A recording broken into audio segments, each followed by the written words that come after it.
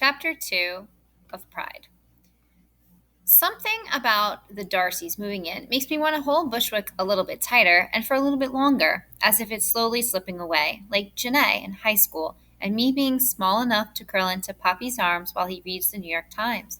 The streets are fully alive as a hot summer night sets in, loud with the sounds of the wheels on a shopping cart rolling across jagged sidewalks, the J train passing by on the above ground tracks on Broadway, and hip hop and reggaeton dancing out of someone's open window. Our apartment is busy with Mama finishing up Janae's welcome back dinner. Mama treats our special family dinners as if they're a block party. She invites the whole building, and sometimes even all of Jefferson and Bushwick Avenue, too. So if my sisters and I don't grab our plates before Madrina and her nephew Colin come up for their share, there won't be any left. Even though the dinner is for Janae, it's possible she could miss out on the food too. That's just how Mama is. She's the heart of the neighborhood, pumping stewed chicken, banana pizza, sanchoca, bacalao, pastelitos, and black rice to just about every single household on our block. And in exchange, she gets all the gossip. Madrina, the owner of our building, who lets us rent for mad cheap, has to catch her breath when she reaches our apartment. She celebrated her 65th birthday last year and rarely makes it up because of her bum knee and her weak heart. She's wearing her signature white dress and white head wrap. She's always draped in all white because, according to her, she has to be a walking and talking crystal ball for all the fortune telling she does, although she hates it when we call it fortune telling. Es para los espiritas, she says, so the orishas can see her when she asks them for favors. Her colorful beaded aleques hang low and long from her neck, and they sway from side to side like a pendulum when she walks. Madrina claims that she was a beauty queen back in her day in San Juan. That's how she got crowned as a Santeria priestess of the goddess Ochun. She embraces all that is love and beauty, so she walks around with a full face of makeup. Her powdered foundation is always 2 shades too light. Her blue eyeshadow is applied so thick that it's almost navy. Her eyebrows are thin, drawn in line, and some of her red lipstick is on her teeth. Oh, mija, look at you, college girl, Madrina bellows when she sees Janae. Madrina's thick arms almost wrap around Janae twice. She limps over to the couch where Marisol, the twins, and I are huddled together eating from our plates. We all get up to make room for her as she slowly eases down near the armrest. We take spots on the carpeted floor, and when Madrina finally settled, it feels as if the whole apartment has let out a deep, long sigh.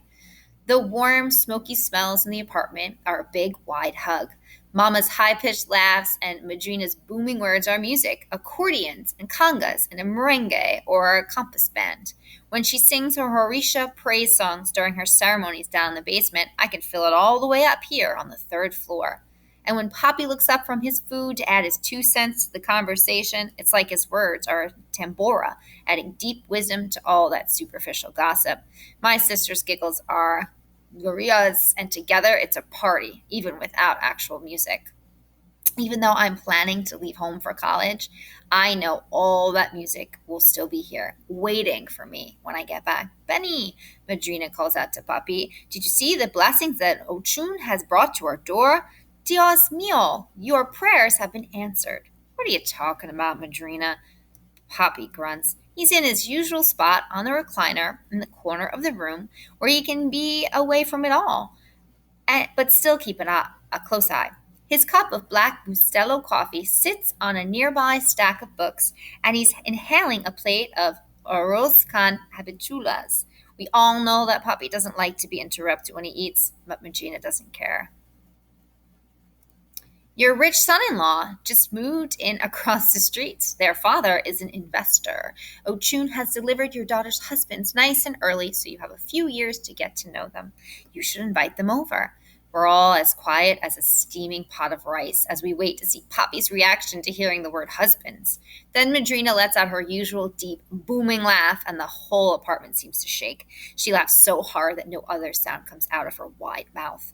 Her face is wound up into a knot, and a tear rolls down her cheek. Look at your father's face, girls. He don't want you to date. He wants you all to stay right under him until each one of you is old and gray like me. Not if I have anything to do with it, Mama says. She always tries to one-up Madrina by shouting even louder, but she doesn't have that same depth in her voice, so she's just loud. I won't mind at all if my daughters are players. Have fun, dance around, see what's out there. Don't tie yourselves down like I did. Those boys are cute, aren't they, Janae? Which one you like? I like the one with the afro for you. I saw him waving. Poppy shakes his head at Mama. I'm out of here, he mumbles, getting up from his recliner and taking his plate with him. Janae and I exchange looks because we already have our lives figured out, and they don't involve these new boys across the street. After college, she's getting a teaching job and her own apartment in Bushwick. And I'm going to Howard University and will live on campus in my own dorm room where I can stretch out my arms and legs and not have to hit a little sister in the head while doing so. After I graduate, I'll get a job in my own apartment here too. None of those scenarios involve a boyfriend or husband. So I say, I have no interest in either of those boys, Madrina. I'm going to college and getting a job. I don't need an investor to take care of me. Poppy comes out of the kitchen, where he was getting started on the dishes, comes over to me, and gives me one of his awkward fist bumps. Now that's my baby girl. She's got her own mind. So who are those two boys for, Madrina? Me and Kayla? Layla asked. Of course she does. Layla is the boy craziest one out of all of us. Slow down, Speedy Benitez, Madrina says. You get in line behind Marisol, and then the baby, Kayla, is right after you. So I'm not going to get married until Marisol gets married, Layla whines. Do you see her, Madrina? I'll be waiting forever. Yes, you will. And there are two ways to examine the institution of marriage, Marisol begins. And the whole room sighs because she's about to spill out a series of facts, numbers, and statistics that all have to do with the thing she loves most in the world, money. It can mean either that marriage is the false notion that love is forever and a woman is left to depend on her husband for financial support, or that two incomes are better than one. Love is abstract, money is not. Huh. Now she's the one he'll marry for money, Madrina says. Put all your eggs in that basket, Benny. Aw, come on, Janae finally says. Everybody gets quiet. This is the future, Madrina.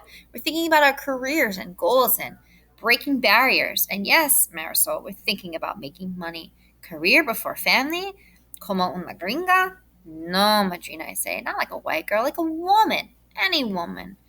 Como Beyonce, Jennifer Lopez, Janae adds. My baby, Mama says, smiling and cocking her head to the side. She spends 1 year at college and she thinks she knows everything. Janae's face drops, and I could tell that stung her a bit. My big sister is carrying the whole intellectual weight of the family now that she's the first one to go to a 4 year college. Mama had Janae when she was a teenager herself and only went for a couple semesters before dropping out when she got pregnant with me. Poppy did 2 years at a community college and is proud of his associate's degree. They got married at a very, very young age, and thanks los espiritas, as Madrina would say, that they at least liked each other. They more than liked each other, though. They are actually still in love.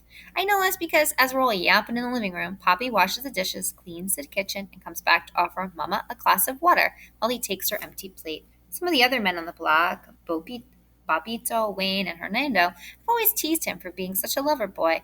I've seen him do little things like this all my life, and I know in my heart of hearts that their kind of love is very rare. When Madrina and Mama are still running their mouths, I nod at Janae. She gets up to wash her dish, and when she's done, she slips out the door. I keep my eye on the twins because they'll be first to notice. But they're on their phones now, probably going through their endless streams of selfies. I wait a couple of minutes before I tiptoe across the small living room and quietly shut the door behind me. Janae is in the hallway waiting for me. We grin at each other. Well, hello, ladies, someone says from the second floor. We both jump. We look down over the banister to see Colin's big old head coming up the last flight of stairs. Janae and I sigh and roll our eyes at the same time. May I add, you look hella fine, Janae, Colin says when he gets to our door. Oh, shut up, Colin, I say. But he ignores me and goes straight for my sister. He takes her hand and kisses it, pretending to be a gentleman and not the thirsty player that he is. We've known Colin all our lives because he's Madrina's nephew.